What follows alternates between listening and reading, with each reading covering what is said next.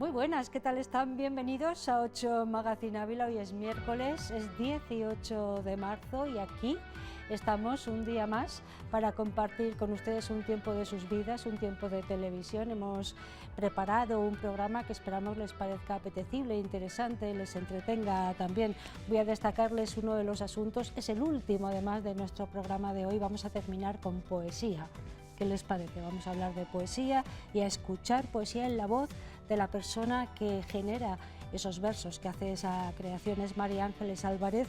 Ella, además de poeta, hace muchas otras cosas, pero además es finalista del Premio de la Crítica del Instituto Castellano y Leonés de las Letras. La queremos tener aquí para hablarnos del Dolmen, que es su último trabajo, y para hablarnos de todo lo que ella quiera. Es el final, pero hay muchas más cosas. Además, en la historia mejor contada, el cronista oficial de Ávila, Jesús María Sanchidrián, nos contará cosas a propósito de la Semana Santa, que tenemos ya a las puertas. Iremos a la consulta de nuestra psicóloga Chelo Díaz para profundizar hoy en el concepto resiliencia, que es, ¿cuándo es necesaria? ¿Se puede entrenar?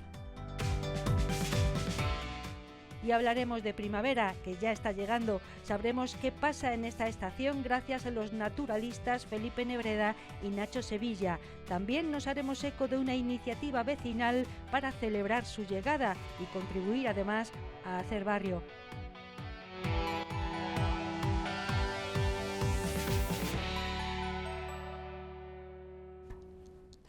Bueno, todo eso tenemos preparado con mucho cariño, no lo duden, y vamos a empezar por el principio, que es la mejor manera de empezar. Esta es la historia mejor contada.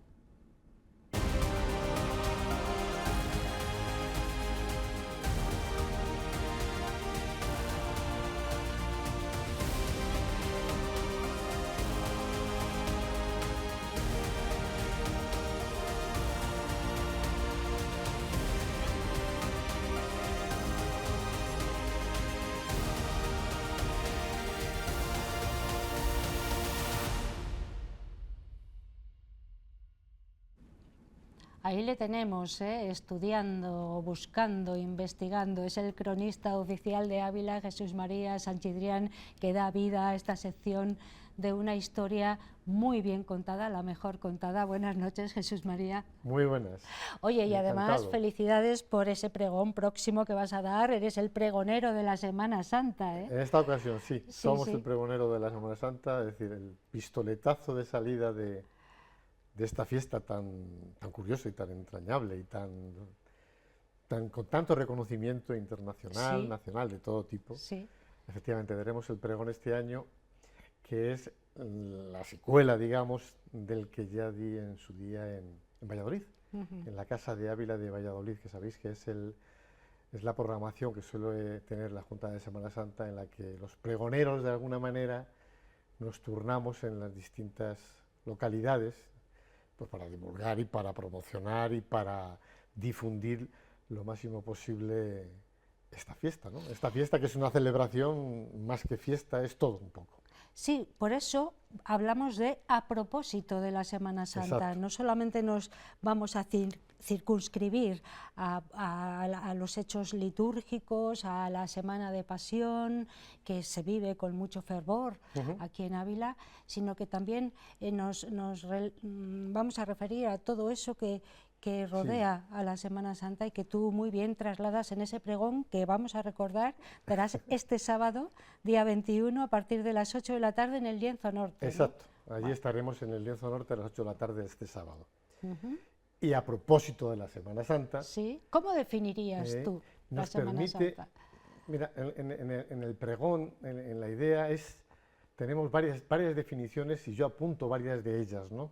Una, la que recoge la Declaración de Interés Turístico Internacional, otra del año 2014, otra la que recoge la Declaración de Bien de Interés Cultural en la categoría de Bien Inmaterial, y otra que es pues, la que puede entender la gente normal que participa en las cofradías, en las procesiones y demás, y otra es la que tienen los visitantes y los turistas y los que participan desde fuera, entre comillas, ¿no? Es decir, entonces, según lo agrupado todo ese tipo de ideas, todo ese tipo de concepciones, pues efectivamente nos encontramos con una celebración litúrgica o religiosa, evidentemente, con una celebración cultural, artística, una celebración de toda etnográfica también, una celebración que aúna la diversidad, la identidad cultural de un lugar como es el de Ávila, en el que yo lo que hago en esta ocasión haré es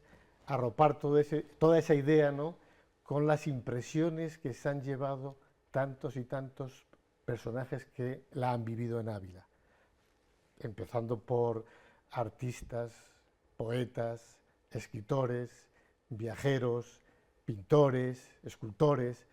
Cada uno ha interpretado de una manera y ha vivido de una manera estas celebraciones en la ciudad de Ávila, y en la elección de estos personajes y de estas opiniones y de estos sentimientos, el nexo de unión es la Semana Santa, la vinculación que yo he encontrado entre todos ellos con la ciudad de Ávila y con las gentes de Ávila, y de todo ello, bueno, pues sacamos un poco una idea, yo creo que lo suficientemente amplia y universal para que todo el mundo pueda encontrar algún elemento de identidad. Eso es. Es que eso es muy interesante, es muy inteligente el pregón, porque yo he tenido la fortuna de tenerlo así entre manos antes de que lo despliegue a toda la ciudadanía, Jesús María Santillán, y es verdad que vas haciendo un relato que no deja a nadie fuera.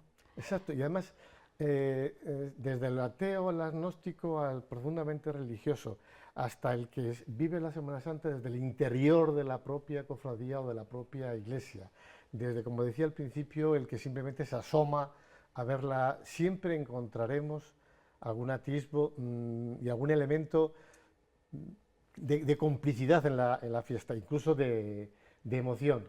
En las diapositivas que se van sucediendo, se van dando ese tipo de pinceladas que estamos comentando, y que, bueno, lo que se plantea es una comunión lo más amplia posible entre toda la gente que participa de la ciudad, y bueno, hay que reconocer que el nexo de todo es, en este caso es Ávila, evidentemente. El planteamiento está hecho en un recurso lingüístico que se llama la anáfora, que es repetir continuamente la identidad de la ciudad de Ávila, la Semana Santa en Ávila, y a extrapolarlo a la multitud de facetas y de ámbitos y de posibilidades que tiene las sensibilidades que se van desplegando al contemplar y al participar en la Semana Santa. Esa anáfora la utilizas en el relato precisamente, en cada uno de los párrafos se encabeza con ese... Y lo vamos a leer, vamos a ver, para no hacer tan monótona la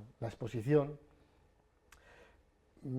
se va a plantear como una especie de diálogo entre mí y entre este caso, Clara, mi mujer, que va a leer un poco otra parte, es decir, haremos una especie de introducción y de planteamiento del personaje, de la obra, de contextualización del artista, del escritor, del poema, y a continuación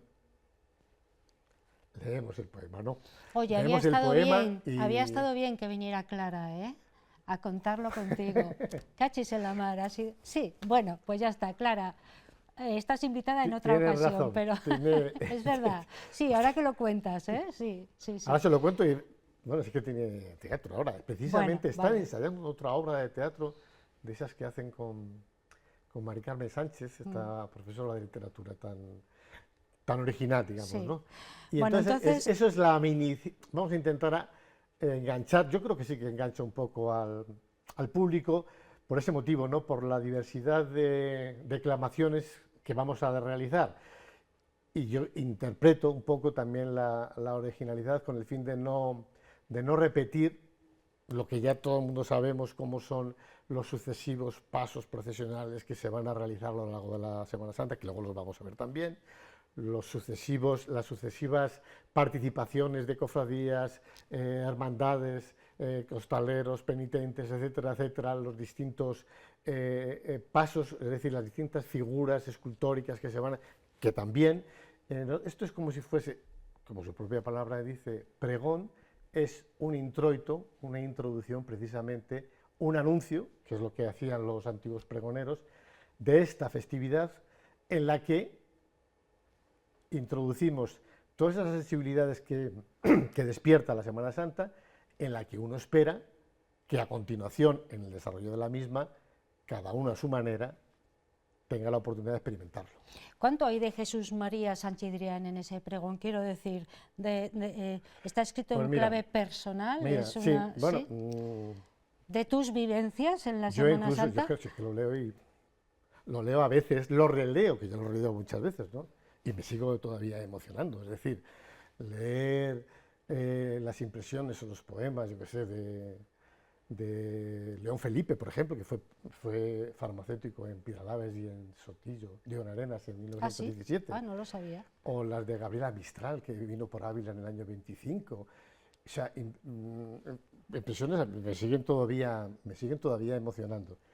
Y desde el punto de vista artístico, la expresividad de las pinturas de Zuloaga, de Solana, de Becker, de Darío de Regoyos, o sea, y de tantos y tantos artistas que han pasado por aquí, que de ahí un poco el rescate de sus obras, pues me sigue emocionando, evidentemente. Y uno llega uno de los hilos conductores de casi todos estos personajes que vienen, que yo lo digo muchas veces, es precisamente Santa Teresa, curiosamente, ¿no? Es decir, que su figura atrae a todo el mundo, atrae desde el escultor Gregorio Fernández, que hace aquella escultura del Cristo atado a la columna, o sea, es decir, desde que estamos hablando del siglo XVI, hasta la impresión, por ejemplo, de Calderón de la Barca, que mezcla la Semana Santa con el gran teatro del mundo, que en el fondo, eso también es en cierta medida un teatro universal en la medida en la que cada uno de los que participa expone o hace o representa su personaje. Es un personaje. Y entonces claro. la visión desde fuera es la que te permite identificarte con unos y con otros, pero no permanecer impasible a esto, a este claro, fenómeno. A nadie yo creo que nos deja impasible la Semana Santa. Sí.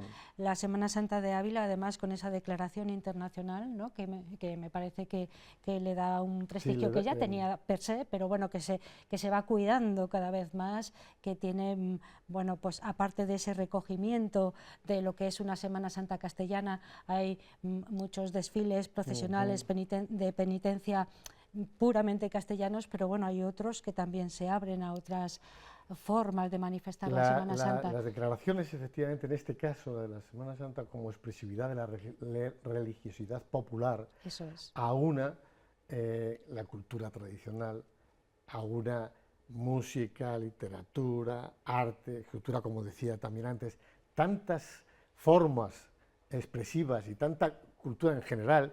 El título casi efectivamente es la tradición cultural de la Semana Santa, que va más allá de su carácter eminentemente religioso, que también, y que no podemos olvidar que efectivamente es la base, de claro. todo ello. O sea, es decir, no se puede decir, esto es un espectáculo meramente, o sea, es un espectáculo para terceros, para turistas, para otros. No, es decir, yo creo que todo ello suma. Todo ello suma desde las exposiciones, desde las participaciones, hemos dicho cofradías, hermandades, penitentes, pero también las corales Tomás de Victoria, la coral Amichimé, los gregorianos de la Santa, tantísimas personas que, bueno, yo mismo, que nos vemos involucrados en este fenómeno, que es raro que nos resulte extraño, o un fenómeno extraño en el que no podamos implicarnos. Y es verdad que la ciudad, y nos queda un minuto, Jesús Mari, te voy a pedir una definición final para ese pregón, es verdad que la ciudad no permanece impasible, ni la ciudad ni todos los que acoge la ciudad en este periodo de pasión que es la Semana Santa, ese olor, ese caminar después de que haya pasado X velas y hayan dejado la acera y suenan los pies cuando vas caminando por la acera una mañana, la verdad es que es muy curioso y a poquito que tengas un poquito de sensibilidad, todo eso lo percibes. 10 días que duran todo el tipo de manifestaciones que hay es tan variada y tan rica que sumamos a todo lo que hemos hablado la ciudad monumental. Exacto. que sirve de telón de fondo a todo ese tipo de manifestaciones y que eso es lo que engrandece todavía más si cabe todo este tipo de celebraciones. Hablamos con el cronista oficial de Ávila, que también es el pregonero de la Semana Santa de Ávila en este 2016, aquí en la capital abulense, en el Lienzo Norte, este sábado 21 a las 8 de la tarde. Sí. Una definición de tu pregón, ¿cuál sería, Jesús María? Mira, en el título pones, me parece que le ponemos cultura y tradición unidos en la Semana Santa de Ávila, como identidad de estas celebraciones, ¿no? Unido a la exhibición del patrimonio histórico, artístico que encierra la misma. Pues todo ello. Ahí es nada, y eso nos lo va a contar este sábado Jesús María Sánchez Viano, y queríamos tenerle aquí para hablar a propósito de la Semana Santa. A propósito de la Semana Santa. Enhorabuena por ese trabajo y gracias por estar aquí. Gracias a vosotros. Nos vemos el sábado. Venga, gracias. Nos vemos. Vamos a hacer una pequeña pausa, la primera, para los anuncios. Después hablaremos de otro asunto. Nos vamos a la consulta de nuestra psicóloga.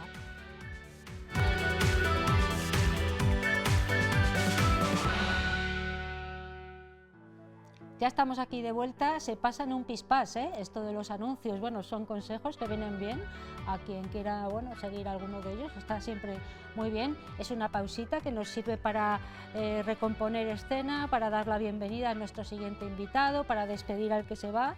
Está todo correctamente. Entonces ahora les voy a decir que nos vamos, o más bien viene a nosotros la consulta de nuestra psicóloga. Estamos sanando siempre desde la perspectiva de nuestra psicóloga de cabecera, que es Chelo Díaz, el arte de sanar.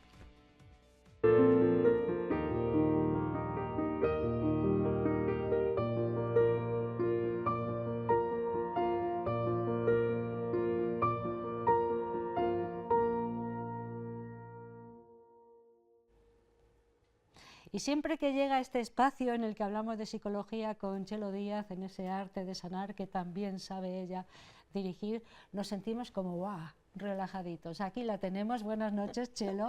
Buenas noches, ¿Qué tal Ana? estamos? Bueno, pues hoy recuperándome de una pequeña intervención que me han hecho en el ojito, estoy así con la carita un poquito hinchada, pero bien, ya estoy muy bien. Está todo muy bien. Está todo perfecto. Tú tan guapa como siempre, y con esa carita armoniosa que tienes, tan bonita. Qué cosas me decís, es muchísimas gracias. Claro, sí, bueno, es verdad, y te agradecemos profundamente, he de decirte, porque esa pequeña intervención que hice se la hizo ayer.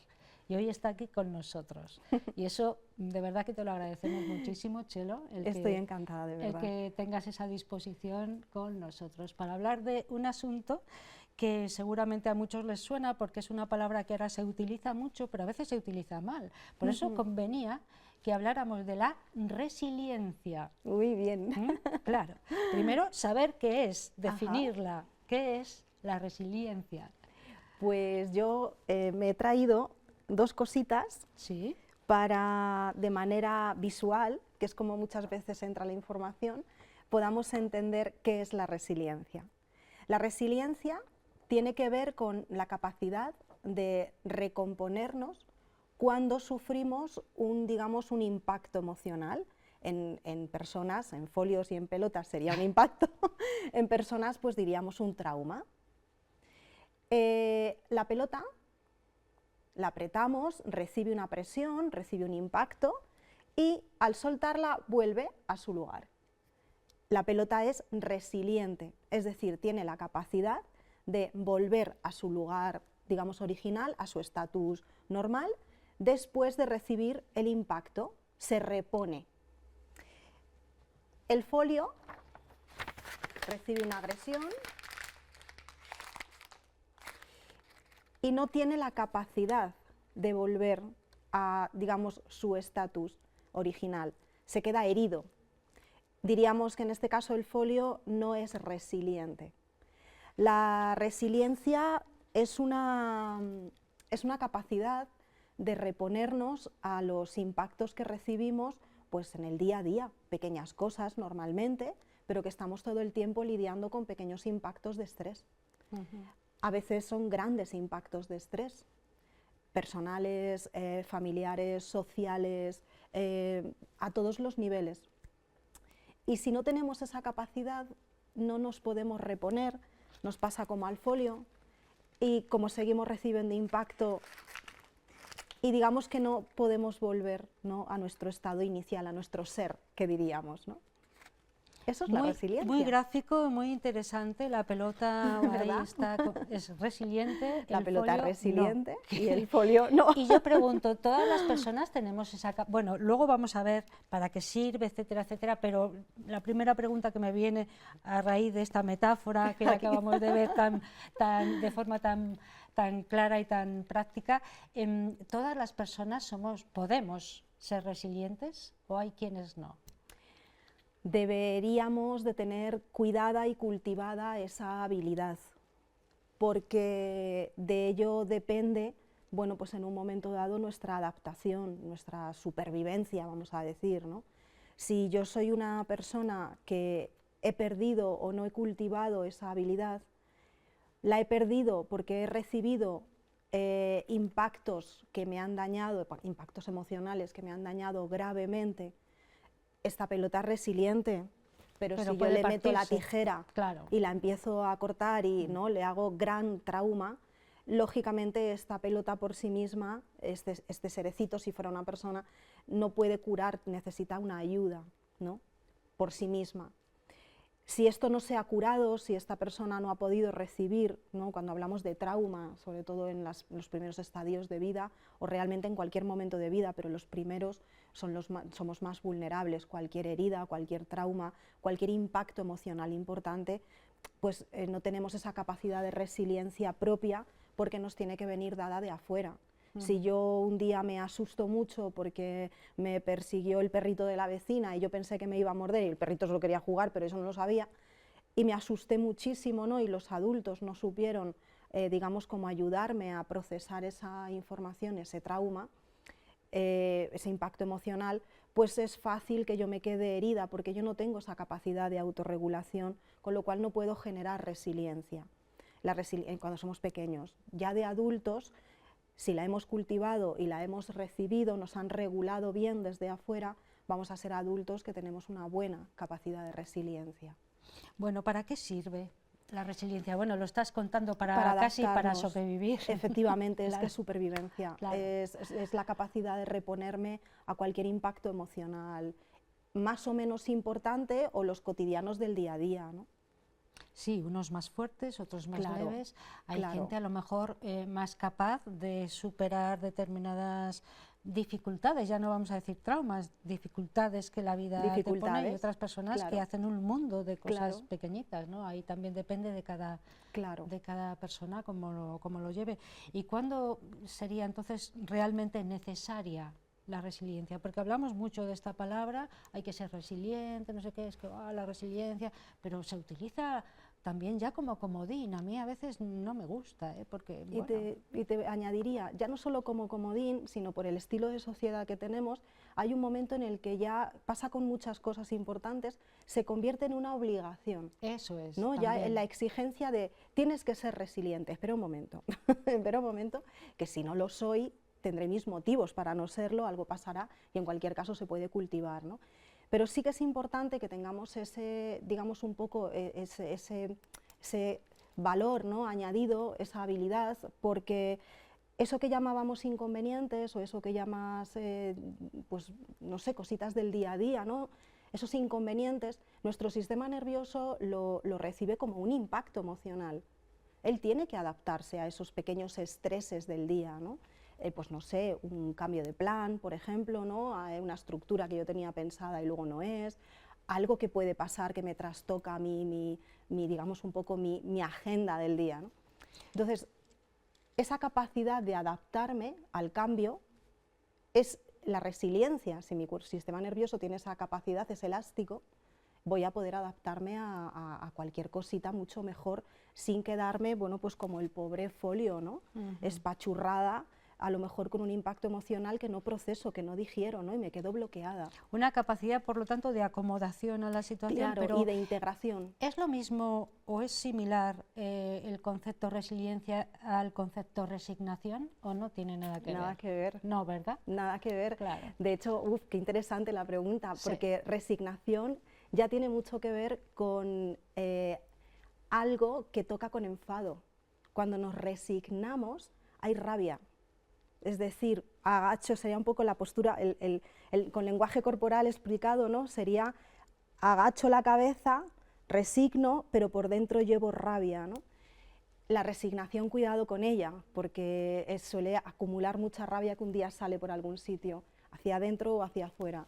No, la resiliencia más bien es quedar en paz con algo, o sea, integro algo, Vale. o sea, digiero algo, Vale. lo integro, ¿no? Y cuando yo algo lo integro, estoy en paz con eso. Puedo integrar un trauma de algún momento de mi vida porque lo he trabajado, lo he digerido, lo he integrado. Otra cosa que a veces hacemos y que creemos que somos resilientes y no somos resilientes es nos lo echamos a la espalda, ¿no? Además es socialmente... Las mochilas que llevamos, Vale. que llevamos ahí, madre mía, Oye, que parece que nos vamos... Que levante la mano quien no tiene una, ¿eh? Venga. Todos, yo creo, ¿no? Sí. El tema es que, claro, que no sea muy pesada, ¿no? Y todos tenemos puntos vulnerables, todos tenemos áreas donde somos menos resilientes, también es cierto, ¿no? Yo, por ejemplo, ayer tuve esta intervención y yo me llevo muy mal con estas cosas Ya. así que me pinchan y tal, ¿no? Ya. Yo diría que ese punto para mí, pues soy poco resiliente, me cuesta mucho, hago un gran esfuerzo, ¿no? Por adaptarme a algo que para mí es difícil. Pero para otra persona puede ser otra cosa, entonces no importa en qué cada uno necesite tener más aprendida esa habilidad, lo importante es que tengamos como esa capacidad de reponernos ante un impacto emocional. Con paz, me quedo con eso. Quedar en paz Reponernos, con pero, ello. Claro, con paz. ¿Es la sociedad actual resiliente? ¿Tú qué crees? Uf, mi opinión, no Sí, tengo sí. datos, yo no manejo datos, pues te diría que por franjas de edad, y esto es mi opinión, y mi trabajo con el día a día personas, pero yo no manejo datos. En mi estadística personal, que no tengo ni idea porque no manejo una estadística, las personas jóvenes les cuesta más la resiliencia, en general. Las personas más mayores, digamos un poco mi franja de edad, hasta no sé, como los 40, 45, hay un poco más hay más resiliencia. No sé, quizá porque nos ha tocado otro contexto cultural, no tengo ni idea por qué es. Y las franjas más jóvenes, la resiliencia, suelo tener que trabajarla más. Sí. Vale, bueno, los beneficios de la resiliencia yo creo que quedan a la vista. Es saber acomodarte a las situaciones sin que te vaya la vida en ello. Claro, ¿no? volver a ser la pelotita. Volver a ¿no? ser la pelotita. Algo me impacta, ¿no? La vida me hace ¡paf! ¿No? Y yo me impacto esto, pero vuelvo a mi lugar. Es que esto es supervivencia. ¿Y hay Claro. hay perjuicio cuando se es demasiado resiliente? No sé, pregunto, No, tampoco, sí. No, tampoco no. lo tengo claro la pregunta. No, el problema, como todos, son límites a veces, ¿no? De las cosas. Algo muy bueno cuando está en exceso, pues puede pervertirse, ¿no? La resiliencia cuando está en exceso, pues a lo mejor estaríamos hablando de una persona demasiado adaptada, ¿no? O de una persona complaciente, o de una persona que parece que nada le molesta, no, todo bien, no, todo bien, ¿no?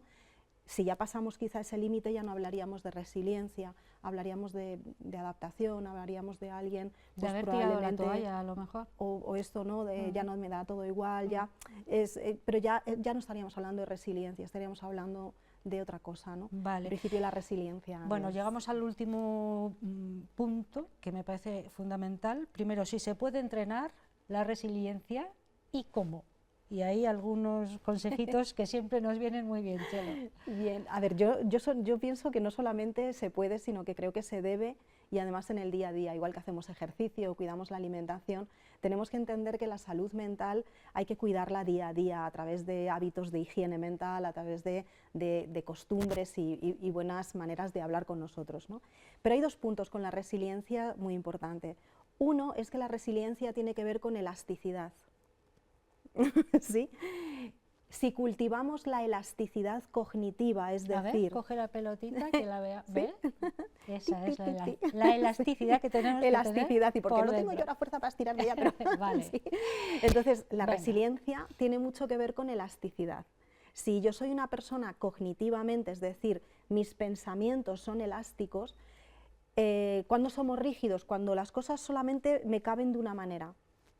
Y no puedo, y cuando me mueves esto, me altero, ¿no? Sería algo como casi ya roza lo obsesivo, ¿no? Entonces, cuando yo soy cognitivamente elástica, es decir, tengo capacidad de adaptarme a un cambio de plan, tengo capacidad de manejar la frustración, que ese sería el otro punto, tengo capacidad, ¿no?, de adaptarme a los vaivenes de la vida cognitivamente con los pensamientos, porque tengo capacidad de decir, bueno, vale, pues me sirve, me adapto, ¿no?, y soy elásticamente cognitiva. Eso va a generar muchísima resiliencia y aprender a manejar, esto ya en la parte emocional, la tolerancia a la frustración, que es un sentimiento complicado porque toca con enfado. Si yo tengo tolerancia a la frustración, voy a ser más resiliente. Por ejemplo, un ejercicio que podamos hacer una vez al día, y estamos ya fuera de tiempo, me dicen, pero bueno, para eso, para ser más tolerantes con la frustración, más elásticos en nuestra capacidad de adaptarnos a las situaciones que nunca son como queremos. Pues mira, yo te diría que hicieras todos los días algo diferente. Es decir, que rompas tus rutinas, que rompas como esos techos de cristal que tú solo te vas poniendo y que aposta como ejercicio todos los días haz algo diferente. Rompas tus rutinas como una manera de hacer adaptación, de ser elástico. Es un juego muy sencillo de hacer a diario y cultiva mucho la capacidad de adaptación. Si haces ese juego y ves que te cuesta mucho y que te provoca mucha angustia, te provoca mucha resistencia, entonces es que estás más cerca de esto que de esto. Hoy de la resiliencia hemos hablado con Chelo Díaz, nuestra psicóloga de cabecera, a quien agradecemos siempre mucho que venga aquí a hablarnos de cosas que nos hacen bien a todos, pero hoy expresamente, muchas gracias. Un placer. Por haber hecho ese esfuerzo, porque sabemos no, me encanta, que me estás encanta. todavía ahí un poquillo convaleciente. Muchísimas sí, estoy gracias. así un poco todavía. Sí. Gracias, Chelo. Resiliencia, ya saben ustedes, una palabra que no debemos olvidar, pero que tampoco debemos utilizar de forma banal, ¿eh? Vale. Chelo, muchísimas gracias, nos vemos pronto. Un abrazo enorme. Hasta luego. Vamos a hacer otra pausa para los anuncios y luego, fíjense, vamos a hablar de primavera, que está a la vuelta de la esquina.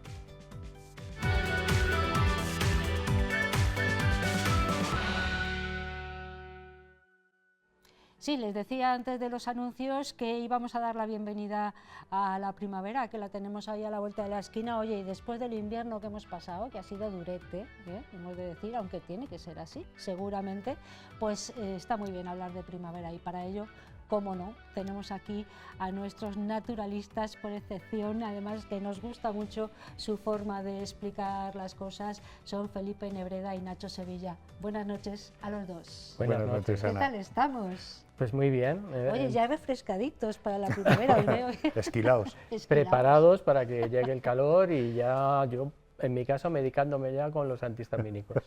Sí, es verdad, es uno de los problemas que tiene la primavera, ¿no? Las alergias. Totalmente. Bueno, pero yo me gustaría que, nada, en pocos minutos, que son los que tenemos, habláramos un poco de qué sucede en primavera, no solamente a nivel de floración o de, bueno, esos problemas de alergia que podemos tener con ese renacer de toda la vegetación, sino también con los animalillos.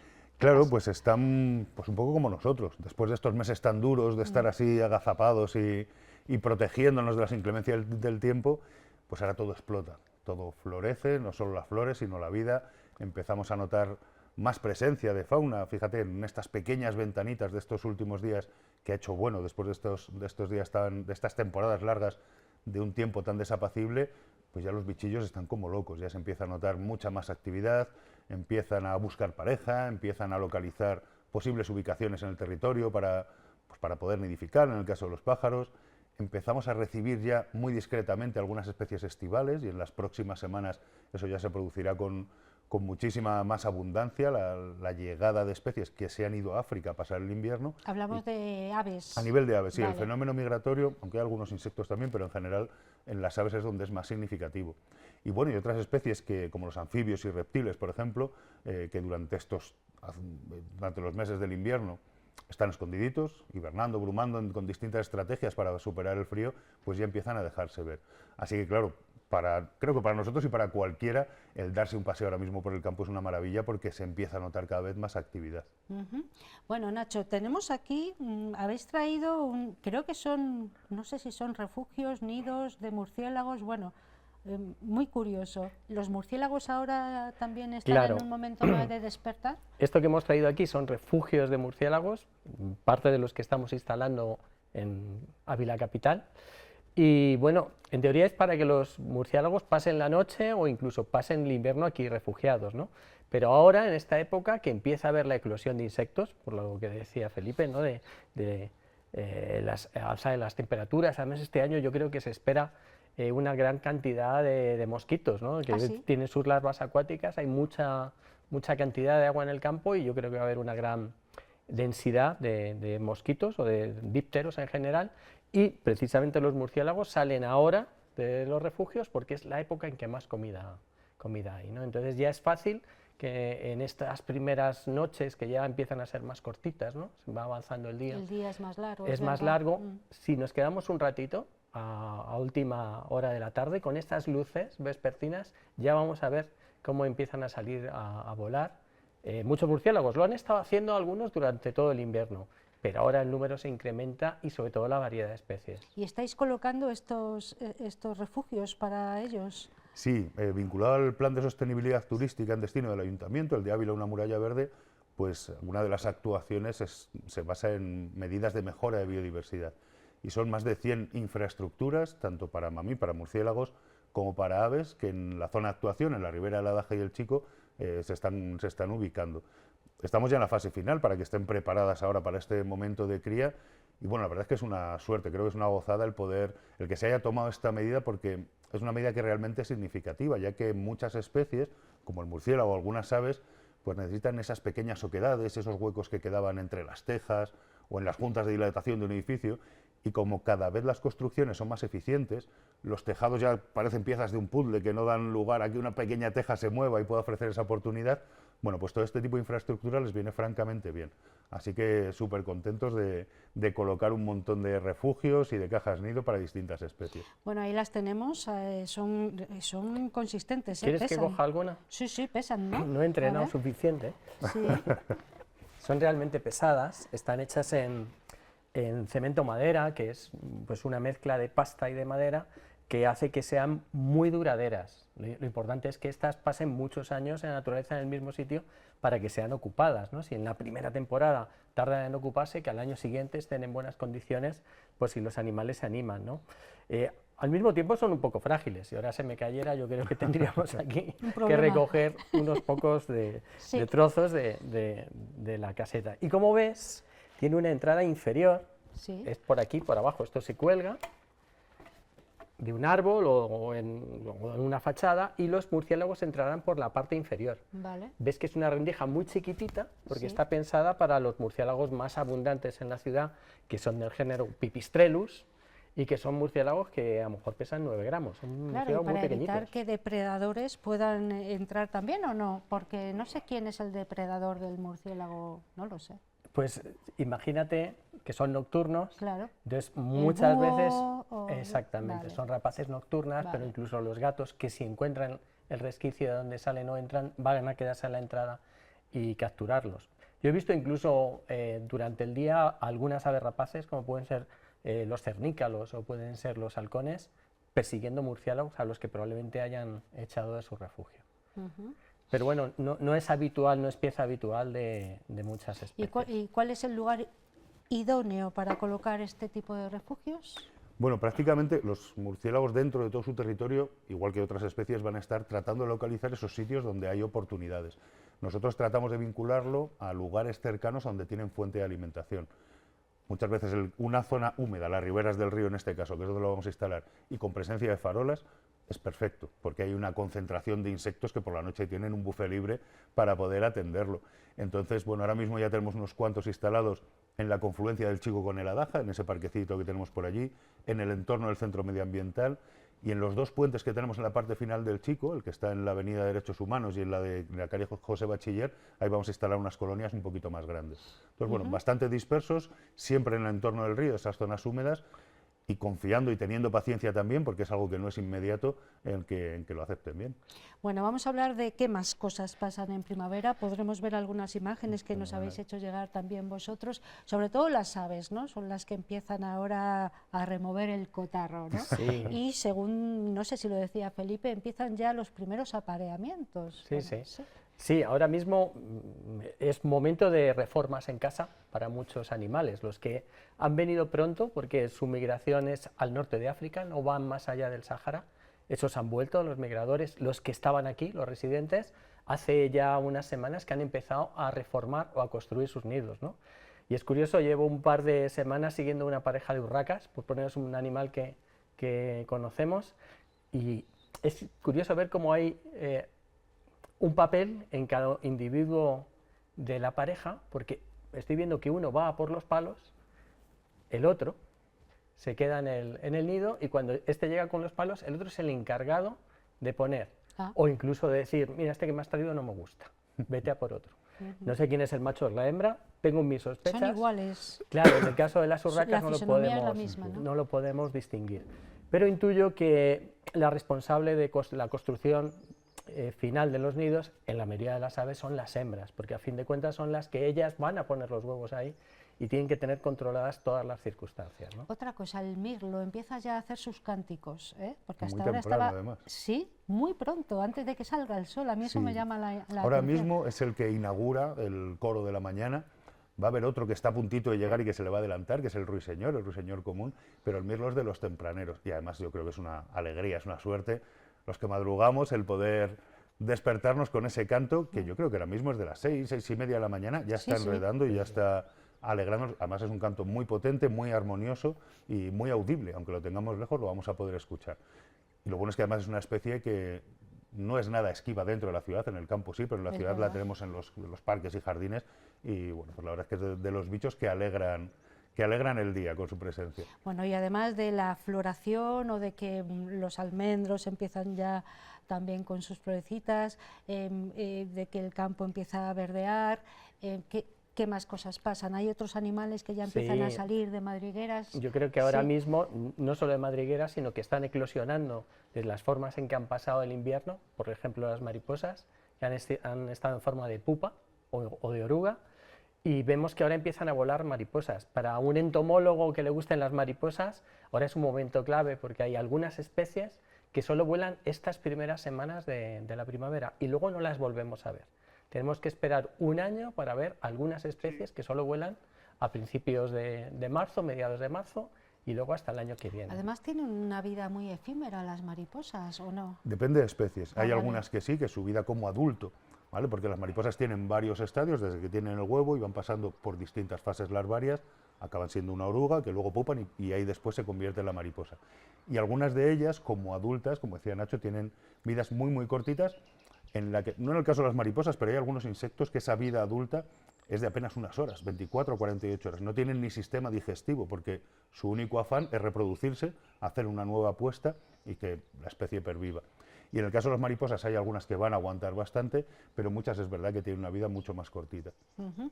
¿Y algo más? ¿Qué más nos espera ahora en la primavera? Que todavía no ha entrado, pero Pues, que está a puntito. Es el momento en que se empiezan a despertar los reptiles, ¿no? Es el momento de las lagartijas, los lagartos, las culebras, las víboras, y es un momento estupendo para verlas que salen ya con ganas de alimentarse porque han pasado a lo mejor semanas sin actividad. Bueno, yo he de decir que a mí no me gustaría. A mí me encantan. Bueno, Me parecen, vale. claro, cumplen su función como cualquier Sí, otro por animal. supuesto, yo lo respeto, pero yo prefiero Desde lejos, ¿verdad? desde lejos. Pues ahí están ahora mismo. De hecho, yo ya he visto algunas especies que han salido estos días, ¿no? También hay que tenerles un respeto, son animales que están Ahora protegidos. están todavía un poco aletargadas. Sí, Claro. y empiezan a ser más lentas en sus movimientos y a lo mejor pues, es más fácil atropellarlas o es más fácil en algún descuido causarles un problema, ¿no? Entonces hay que respetarlas ya que son especies protegidas. Igual que te pasa a ti, hay mucha gente que le despierta recelo, fobia. Tenemos ahí, yo creo que un miedo atávico a a estos bichos, A los no sé si un animales que miedo reptan. o un asco o un poco de Yo repelús. miedo, yo un Pero poquito de... siendo honestos, no, o sea, hay algunas especies venenosas, en el caso de aquí de la provincia algunas víboras o culebra bastarda, no son especialmente ofensivas, normalmente ellas en cuanto nos detectan van a huir. Como decía Nacho, cumplen una función importantísima a nivel de ecosistema, como depredadores de micromamíferos, por ejemplo, de pequeños insectos o de otros reptiles.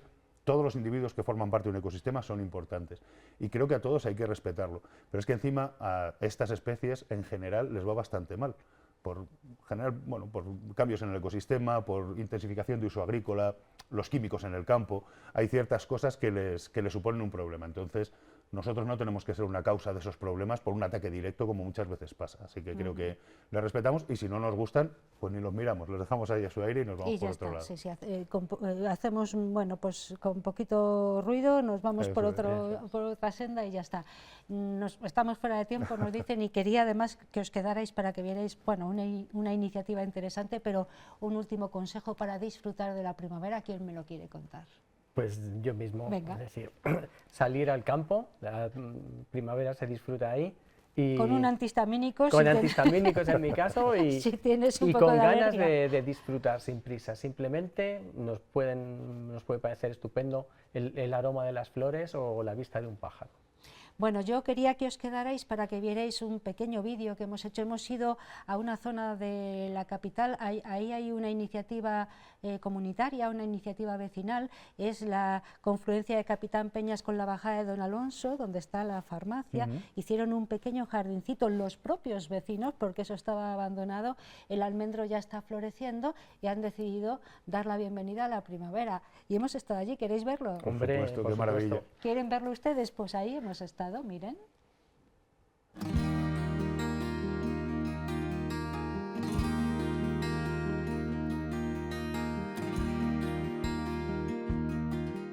Estamos en la calle Capitán Peñas, esquina con la bajada del Alonso, en un chaflán aquí que estaba perdido de la mano de Dios y que hemos hecho un vergel, hemos hecho un jardincito y eso, o sea, lo que era un esquinazo perdido, un cagaperros, un pipicán, pues le hemos hecho un jardincito.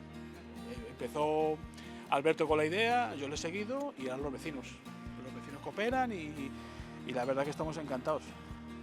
Es una iniciativa vecinal, como bien dice Rafa, que surgió hace ya, ¿cuánto, Rafa? Pues creo que 6-7 años. ¿Ya 6-7 años?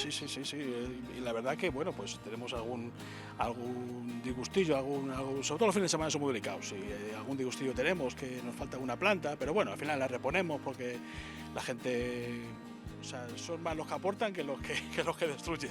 Es verdad, es una iniciativa vecinal muy bonita que surgió ya hace un tiempo, parece que no, Alberto, pero que seguís manteniendo, por eso esto se encuentra así y dais un paso más. Queréis celebrar la primavera y lo vas a contar tú ahora, lo vais a hacer muy prontito, creo que este viernes, ¿no? Eso es, queríamos celebrar, pues eso, el que aquí, como bien dice Rafa, todos los vecinos apoyan y el que más o el que menos pues trae una plantita o riega en verano o él limpia. Al final yo fui el que menos hice, que limpié al principio y luego ir moviendo un poquito el tema de barrio, el hacer como grupo de barrio, porque eso también se está perdiendo un poco.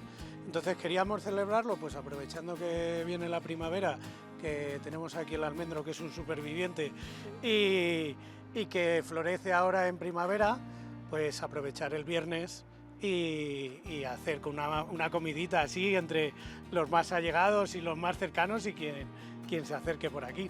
Vale, entonces vamos a hacer la invitación de manera formal. Rafa. Sí, viernes, día 20, comienzo de primavera, estáis invitados. A ver, nuestro límite... Los vecinos. Los vecinos y tal, bocata y lata.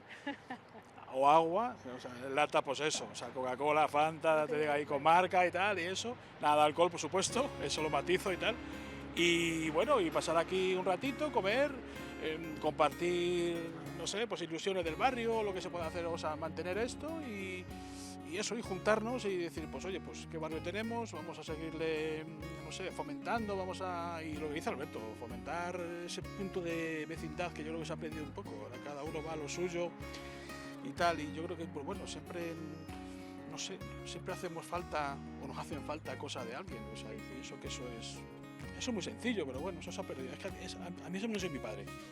Es que es muy importante hacer barrio, ¿verdad? Sí. Y hacer vecindario. Entonces, esta iniciativa va a fomentar eso, aparte de dejar tan bonita esta zona, de esta encrucijada entre Capitán Peñas y la Bajada de Don Alonso.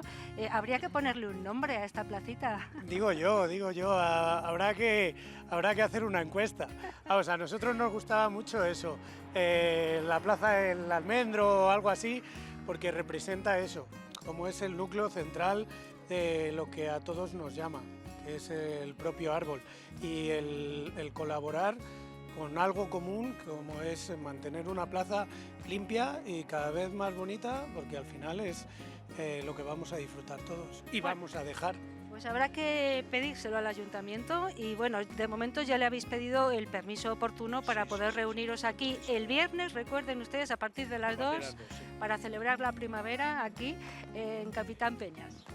Sí, el viernes a partir de las 2 estáis todos invitados, o por lo menos la vecindad, bueno, y el que se quede cerca a verlo, o sea, que me refiero que espectáculo no va a haber, pero bueno, va a ser, o sea, una reunión vecinal, y bueno, y agradecer sobre todo a los vecinos que nos cuidan el jardín como si fuera de ellos, o sea, bueno, es que realmente es de ellos también, porque no sé, o sea, todo el mundo coopera, todo el mundo pone su granito de arroz y eso, y estamos encantados. O sea, pues aquí en este jardín nos quedamos un ratito porque se está muy bien, vamos a celebrar la primavera anticipadamente, pero recuerden, el viernes tenemos una cita con los vecinos.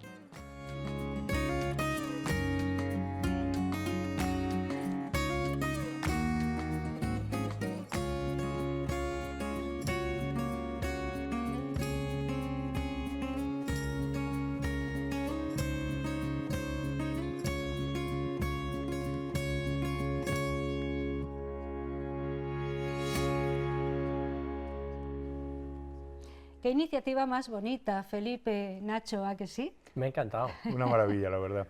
Está guay, por Vecinos que, bueno, que también se sienten implicados en mantener su zona y en hacer, además, comunidad, ¿no? Claro. Que es muy importante. Sí, los dos matices son importantes. O sea, ese foco, ese hacer comunidad, como tú dices, y el hacerlo destinado a embellecer un sitio y naturalizarlo un poquito, que al final esa naturalización de los espacios urbanos es tan importante.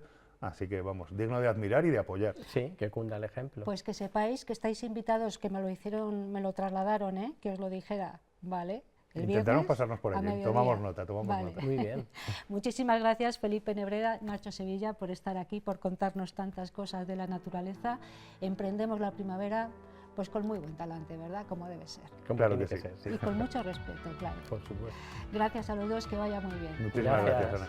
Bueno, vamos a hacer la última pausa para los anuncios, después enfilamos la recta final que va a ser poética, así que nos vamos a ir hoy de aquí con una paz y una calma que no se lo imaginan. No se vayan, ¿eh?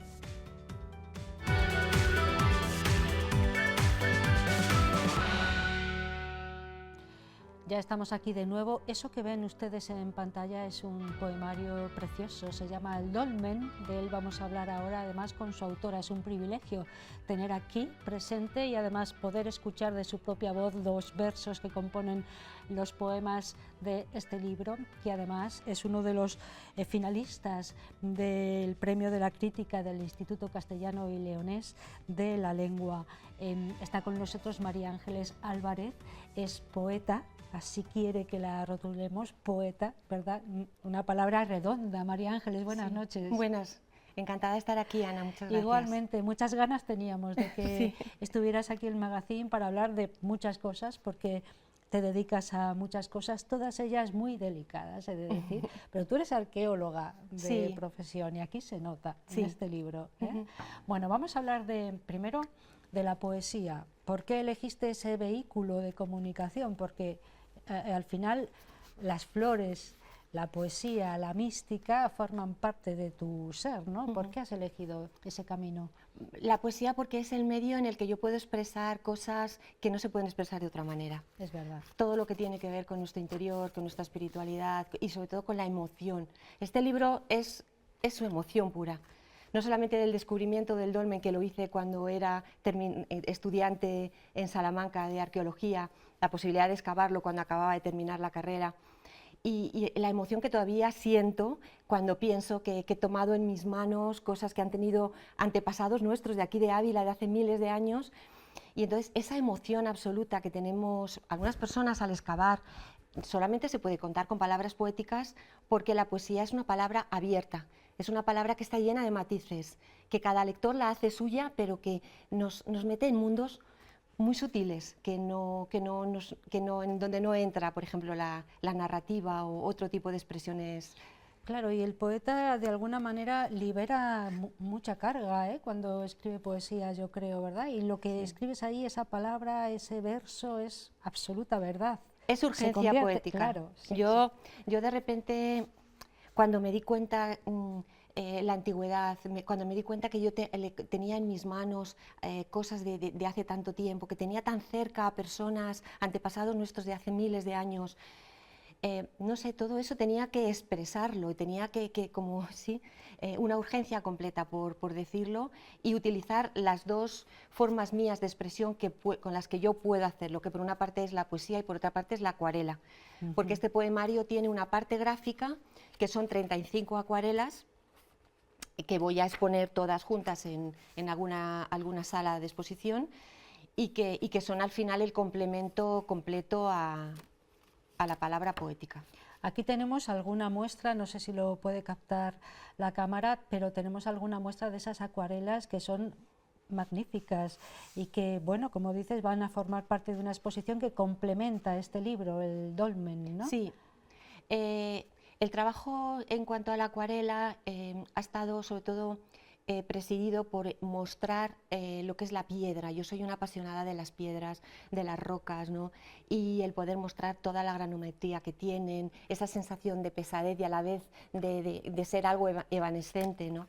Eso es lo que muestran los dibujos, que tienen versos entre medias, como puedes ver, en donde vienen a dar un poco forma a la imagen que yo tengo. O sea, la imagen que yo quiero expresar tiene, por una parte, una imagen que se puede dibujar y unas palabras con las que me puedo expresar. En un poema que, como habrás visto en la lectura, es un poema. Sí, yo quería hablar precisamente del formato, de la estructura de este poemario, porque es un poemario, no sé de cuántos poemas compuesto, pero realmente tiene un hilo conductor, es un relato en poesía, ¿no? Sí, es un poema. Es un poema. Es un verdadero, como una especie de grito, como una especie de aullido que me ha salido de dentro del alma, en el que yo vuelco todo, ¿no? Yo cuando lo terminé digo, esto es como un cantar de gesta. Yo he estado aquí contando todo esto. Es más, estoy trabajando para poderlo representar en el dolmen, poderlo declamar entero en el dolmen con música, con una música un poco ancestral, buscando algún momento de solsticio, de equinoccio, para buscar un momento como muy especial, mágico, porque claro. Realmente creo que es para leerlo. También por eso este formato pequeñito que hemos hecho era para que lo podamos llevar en el bolsillo, que no sea muy armatoste, y la idea que yo tengo es que la gente lo pueda llevar allí al dolmen y que por favor lo lean allí. Y lo van leyendo, porque claro. Cuando la poesía la dejamos suelta, invade el espacio, ¿no? Y probablemente cuando lo lean allí lo van a vivir de una manera muy diferente a cuando lo lean en casa, ¿no? Bueno, no hemos dicho que este precioso poemario Poema está editado en Cuadernos del Laberinto.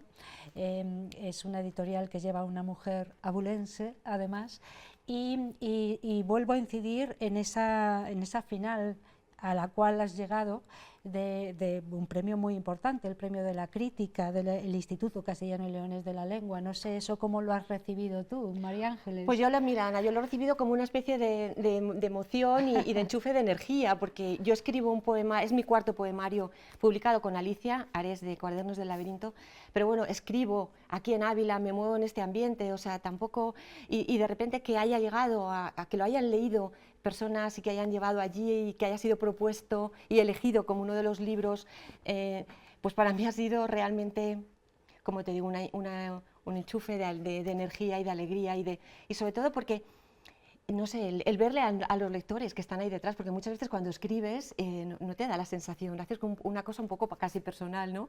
Y así te das cuenta que hay lectores que están en otros lugares. Tu cuarta obra, tu cuarto poemario, por lo tanto, pero supongo que estás en en nuevos asuntos, aunque estás preparando precisamente una puesta en escena del dolmen, como es debido, con representación en el dolmen. Sitúanos, por favor, dónde te has inspirado para que aquellas personas que no lo sepan, sepan de qué estamos hablando. Es el dolmen de Bernuy Salinero, exacto, que está en Bernuy Salinero. Que es impresionante. Que es muy interesante y que está muy cerca de Ávila, ¿no? Entonces, yo le digo a la gente, bueno, que también creo que se queda reflejado en mi poesía, que el sitio es mágico. O sea, los dólmenes los construían en sitios mágicos. O sea, las piedras que nosotros podemos ver ahora, que estaba, pues por supuesto, estaba la cámara cerrada, el corredor cerrado, estaba todo tapado, era una montaña, como también digo en el libro, una montaña mágica. Y es impresionante porque allí hacían sus ritos. Al final, los hombres primitivos, los ritos que hacían en relación a la muerte eran verdaderamente ritos religiosos profundamente sentidos y que daban cohesión a todo el grupo. Entonces, o sea, todavía podemos, si vamos allí, sentir esa emoción de ver cómo la gente vivía allí. Sí, sí, tiene algo mágico. Y era el sitio de paso de aves, el sitio donde uno siente algo especial. Yo pienso, si yo lo siento, lo sentimos cualquiera que vamos, que tenemos la sensibilidad embotada en la sociedad en la que vivimos, aquellos hombres tan apegados a lo natural, enseguida veían que un sitio era un sitio mágico, un sitio especial, y construían pues un dolmen. Una mujer arqueóloga de formación, no sé si también has seguido practicando la arqueología o te has dedicado a otras tareas, a escribir, a dibujar, a tus flores, bueno, a una composición armoniosa y armónica de la vida, que es tan importante, ¿no? Sí, mi formación como arqueóloga y prehistoriadora me ha dado mi fondo verdadero, aquello que yo le agradezco a la vida el poder haberlo hecho, ¿no? Porque al final es el que te reencuentra contigo mismo, como ser primitivo y como persona ligada a la tierra en la que vive, ¿no? Y he estado durante la época de terminar la carrera en distintos equipos de excavación, aquí en Ávila, en Cogotas, en Ulaca, Chamartín y en otros equipos en la Cueva de las Caldas, en un montón de sitios. Pero luego yo también soy una persona inquieta desde un punto de vista artístico y empresarial, ¿no? Entonces, desde un punto de vista empresarial, con todos mis negocios de flores, aquí en Ávila y online, las páginas siempre que llevo. Ese punto de vista diferente, Sí, ¿no? y de por otro lado, naturaleza. mi parte artística, que